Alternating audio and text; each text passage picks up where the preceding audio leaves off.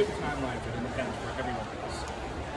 In 1947, India gets its independence. In 1949, Indonesia gets its independence. In 1948, Burma and Malaysia both simultaneously get their independence. Vietnam, by contrast, only gets half the country its independence in 1954, and only officially gets its full independence in terms of consolidated political control in 1975. If it's all necessary, and if it's all necessary in ways that like the current government of Vietnam says that it is, because everything needed to happen, and everyone loves citing Vietnam as an example of, militant resistance against colonialism, why did nearly every single other country around it not need to do it?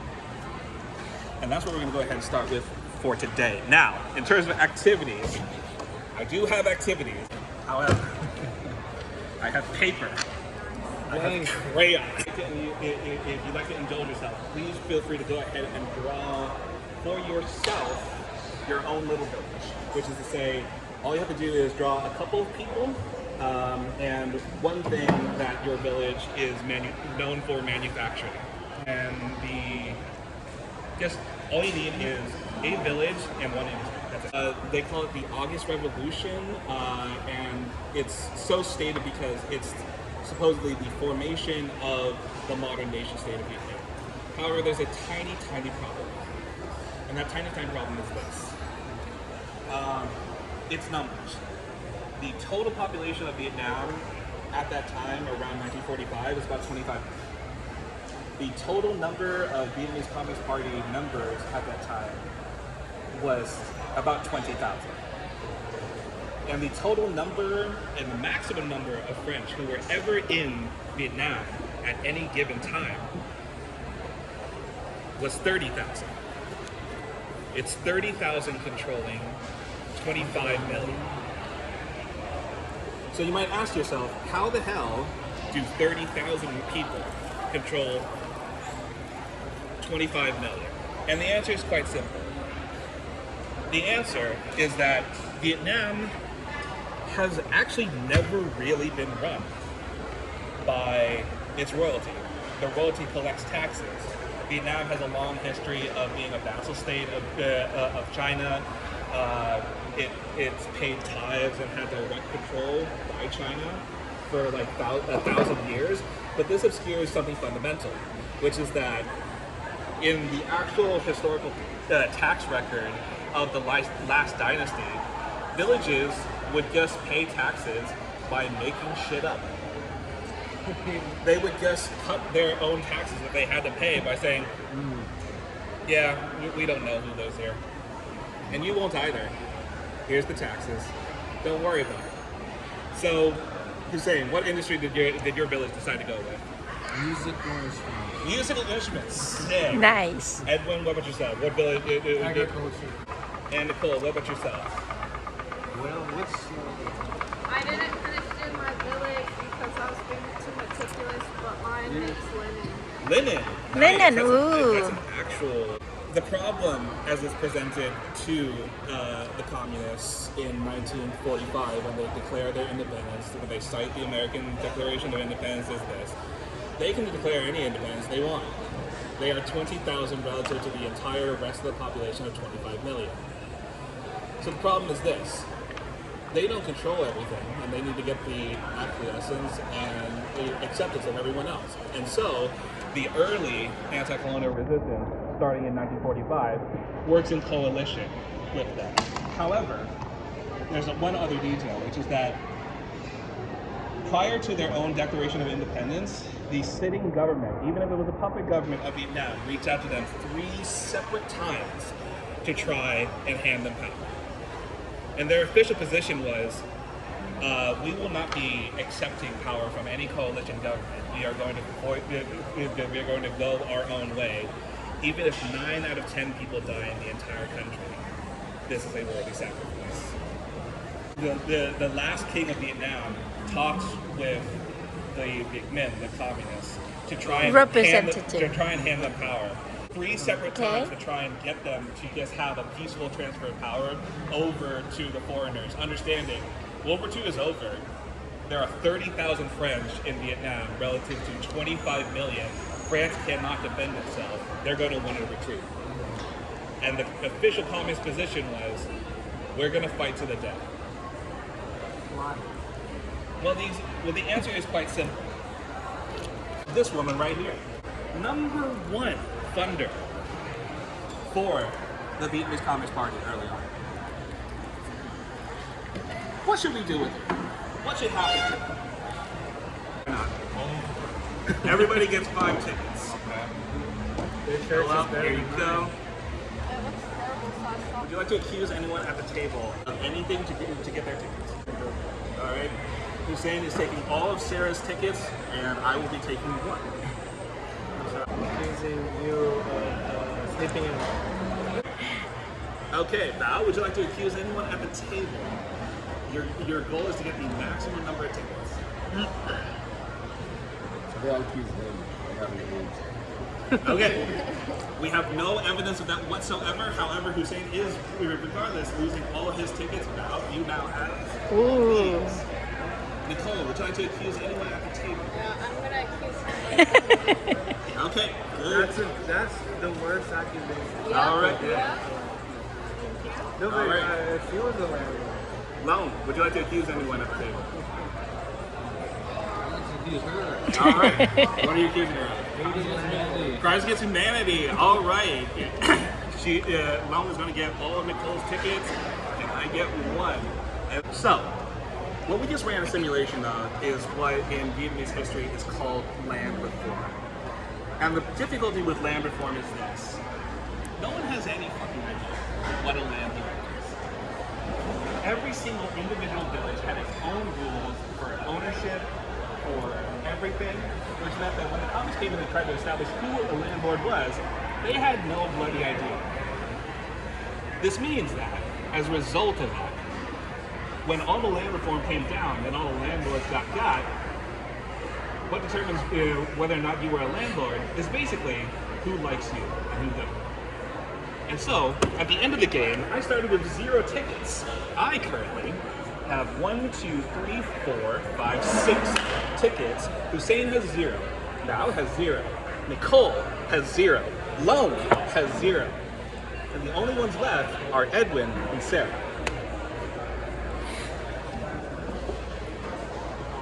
What I and the community want to explain is that the reason the time frame for Vietnamese independence was so much longer than everyone else is that there's 2 wars going on simultaneously. It's 1 war of independence, but also 1 war of political coalition and consolidation. It is the extermination of people. And case in point, she is the very first person to be executed in land reform. And she is the person among one of the people who contributed the most to the Vietnamese Communist Party. And she was personally shot and killed. Like, the order was put out for her death by the And it is at this juncture that we go into something cute. That's something cute. This is pictures of me at 3 years old. But we might take it for granted that I'm wearing an Aoyai, but this is not something that we should take for granted. The fact that we have Aoyai available for purchase all around here is not something we should take for granted. This is a political decision that was not common in the 1980s. It was not regular at all. But from the Tet Festival of a model Vietnamese village. Here it is at the Orange County Tet Festival. You have model Vietnamese villages and all these various different things.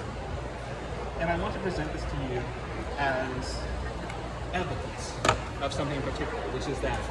And as you look around you in this entire Asian Garden Mall, every single section of this mini mall is representative of the traditional structure of the Vietnamese village. Every single storefront is an individual industry. Everyone pays tithes to the landlord of the mall itself, but it is mirroring the structure of a traditional Vietnamese village, an emphasis on on traditional Vietnamese village structures, and even in clothing, shout out to my mom who's right here.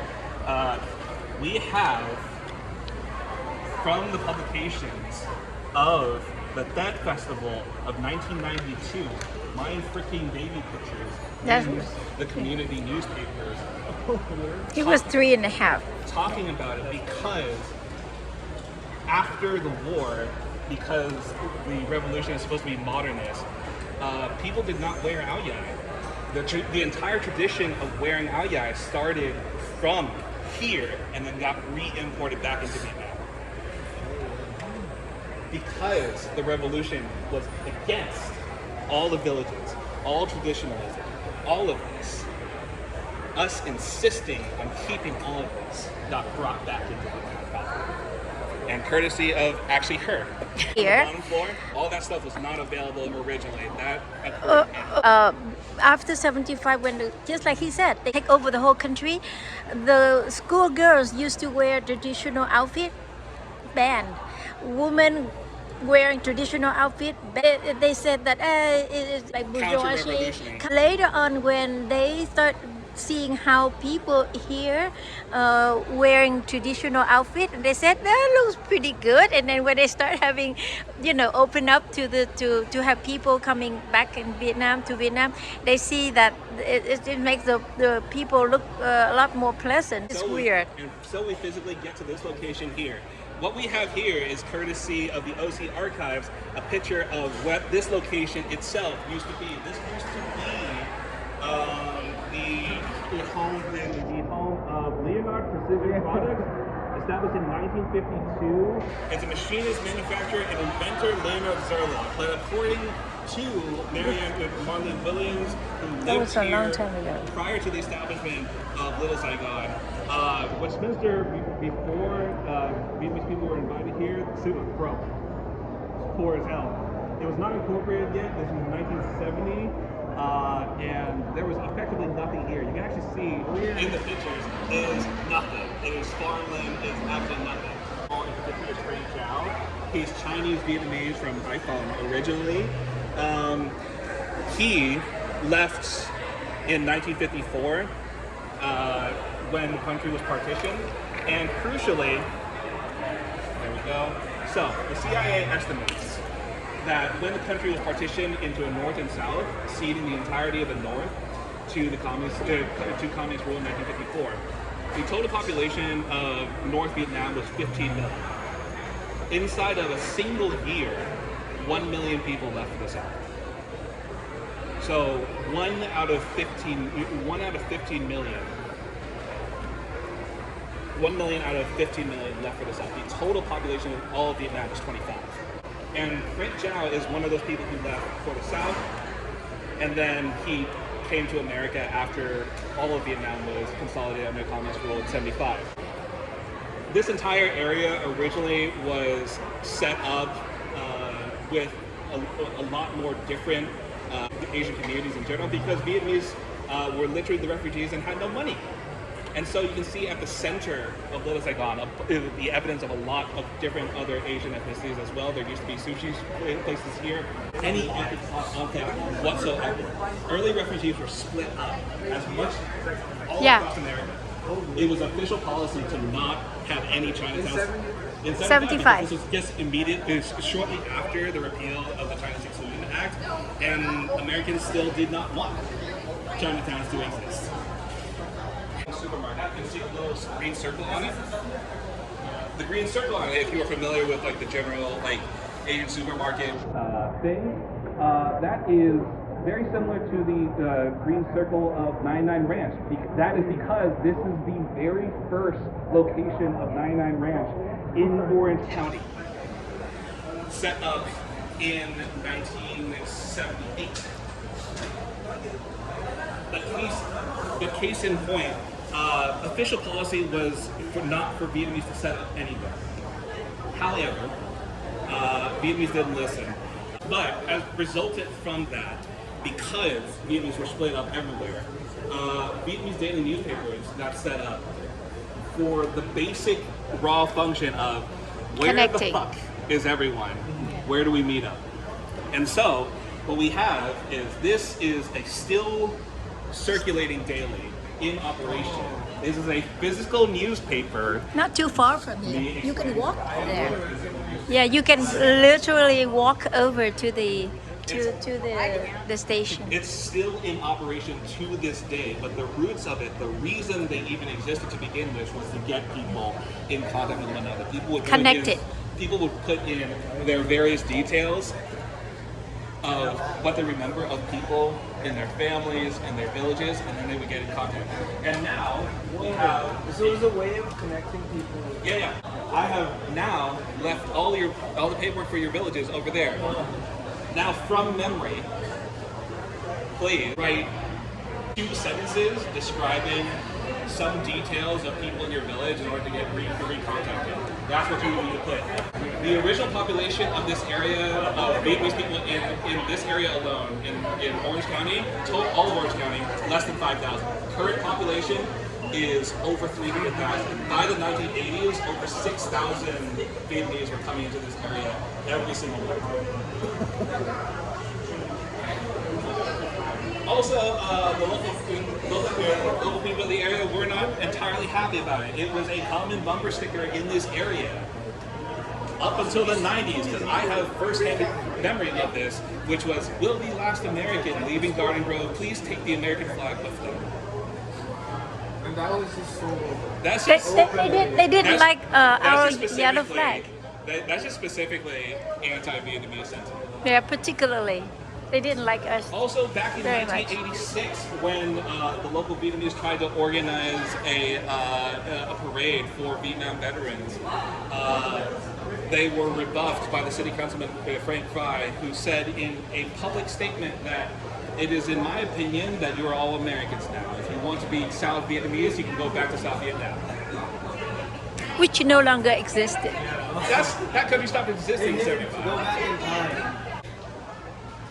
Instead of driving 45 minutes every single month to Los Angeles, this place became a one-stop shop for everyone in the local area. So even though mini malls have stopped existing in the United States proper, you can still see. You can get your teeth done, you can get your hair done, you can get a bakery over there, we got a jewelry store, you got your anime merch. Yes, children, once upon a time anime was not popular. It was just 20 years ago. You would get bullied. But this is a one-stop shop for the entire community. The actual proper, originating 5 businesses of the community are literally just down the street. This is the largest, monument and figure stone of all of that. And if anyone doubts the Chinese-Vietnamese roots, no one except for Chinese-influenced people created Guangdong, and that's an enormous thing to Guangyu right there. So if you're unclear and unsure as to whether or not it's Chinese-Vietnamese, the enormous statue of "We are bloody Chinese." How do you spell your name?